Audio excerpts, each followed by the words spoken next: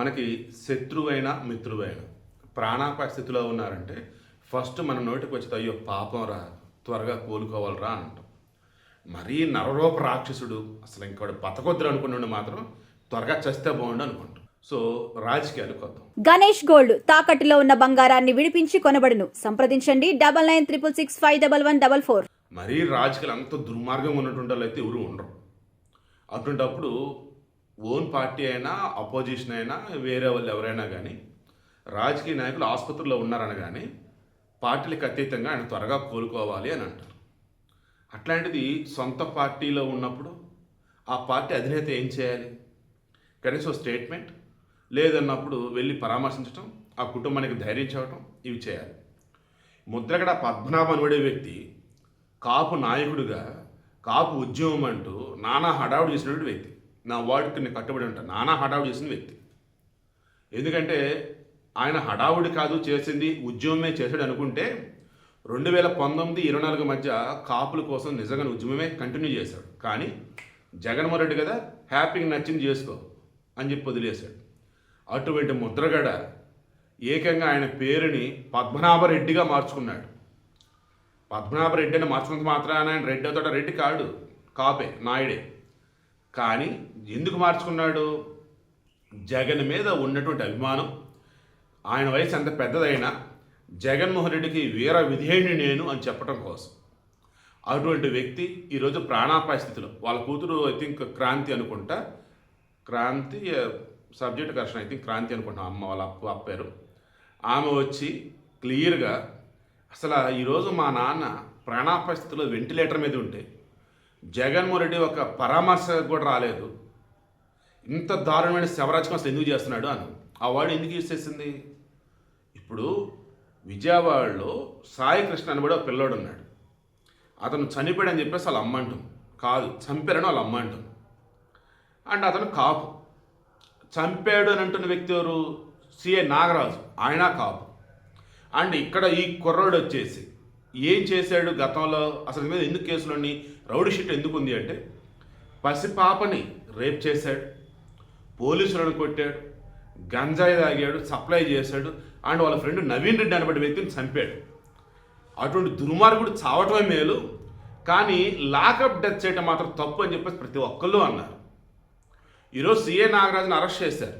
ఆయన అరెస్ట్ చేస్తానికి పోలీసు వస్తారని తెలియగానే ఆయన ఇంటికి తండోపతండాగా జనాలు వెళ్ళిపోయి ఆయన అరెస్ట్ చేయొద్దు, ఆయన ఉండటం వల్లే శాంతి భద్రత కంట్రోల్లో ఉన్నాయి, ఆయన ఉండటం వల్లే గంజాయి బ్యాచి మందు పిచ్చోళ్ళు రోడ్ల మీద లేకుండా ఇళ్ళకి వెళ్తున్నారు, ఆయన ఉండటం వల్లే పని చేసుకున్న వాళ్ళు పని చేసుకుంటున్నారు, పద్ధతి ఉండే వాళ్ళు పద్ధతి కొంటూ ఉన్నారు, ఆయన లేకపోతే చెలరేగిపోతారు, ఇంకా వద్దు ఆయన అరెస్ట్ చేయొద్దని అన్నారు.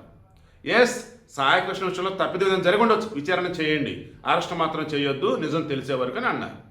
అంతగా ఒక పోలీసుకు సపోర్ట్ వచ్చింది పబ్లిక్ అంటే ఆ సాయికృష్ణ ఎలా అంటాడు? అటువంటి సాయికృష్ణ గురించి వాళ్ళ మామ ఎవరు మొన్న వీడియో చూశా. సరే మా వాడు రౌడీ షీటరే, పోతే ఇప్పుడు కూడా పోవాల్సిందే, పోతే పోయాడు, బాడీ అన్నీ ఇవ్వండి మాకు, అంచుకునేది చేసుకుంటా కదా అన్నాడు. అంతే.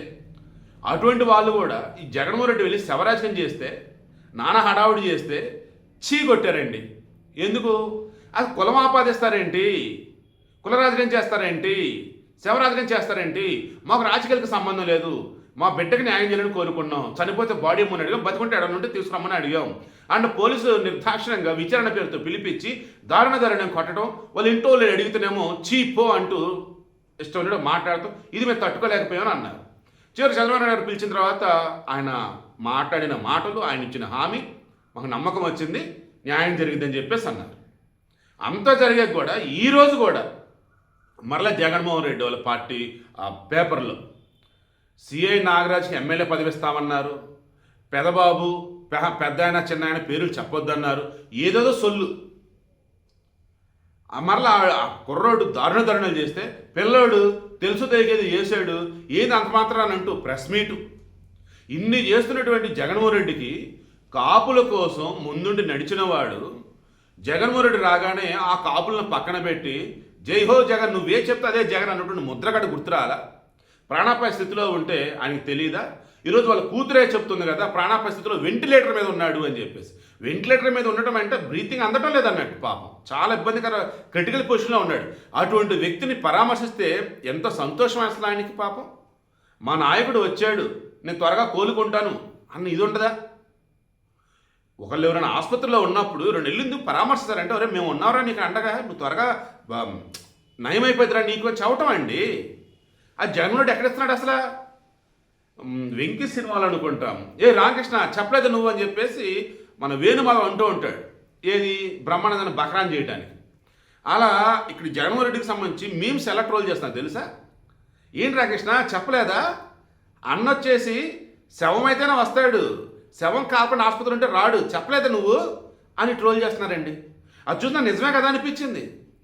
మనిషి చనిపోతే శవరాజ్యానికి వెళ్తాడు, చిరునవ్వులు చిందేస్తాడు, కుప్పలు జనాలు వెనకాల. మరి వాళ్ళేది నాకు అర్థం కాదు. ఒరే ఒకసారి ఆలోచించుకోండి రా, ఆయన వస్తుంది ఒక కుటుంబాన్ని పరామర్శించడానికి రా, ఓదార్పేస్తారు అని అన్నా కానీ ఆహా మాకు అనవసరం, రప్ప రప్ప రప్ప రప్ప అంటారు, కుప్పలు జనాలు వస్తారు. ఆయన చిరునవ్వులు చిందిస్తూ వస్తాడు. సరే వీడియో క్లోజ్ చేస్తున్నాం. ఇప్పటికన్నా కానీ వైసీపీ ఉన్నటువంటి కాపులు ఎవరున్నారో ఒక్కసారి ఆలోచించుకోండి అయ్యా.